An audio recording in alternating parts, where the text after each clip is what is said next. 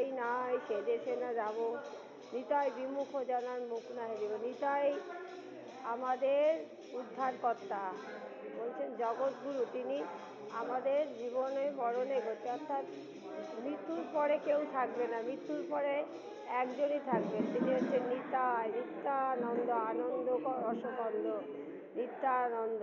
নিতাই নিতাই নিতাই নিতাই গৌরাঙ্গ, আমার নিতাই গৌরাঙ্গ। বলছেন যে সাধু গুরু বৈষ্ণব তিনের শরণ, তিনের শরণে আর সর্ববিঘ্ন বিনাশ। সাধুগুরু বৈষ্ণব তিনের শরণ, অর্থাৎ আমরা গুরু বৈষ্ণবের কাছে আসছি, গুরু বৈষ্ণবের পদাঙ্ক অনুসরণ করছি। এই যে সেই গুরু বৈষ্ণব ভগবান তিনের শরণ। দেখুন আমরা গুরুদেবের কাছে পাঠ করছি। এবার বলুন রাধে রাধে, হরে কৃষ্ণ কৃষ্ণ কৃষ্ণ হরে হরে, হরে রাম রাম রাম হরে হরে। এইটা হচ্ছে মহামন্ত্র উনি আমাদের দিয়ে গেছেন।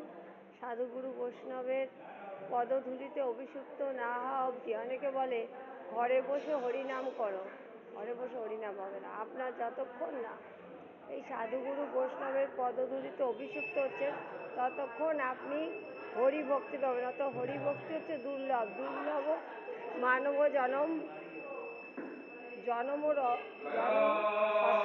সৎসঙ্গ। রাধে রাধে, আসুন হরিবল হরিবল হরিবল, রাধে রাধে রাধে রাধে।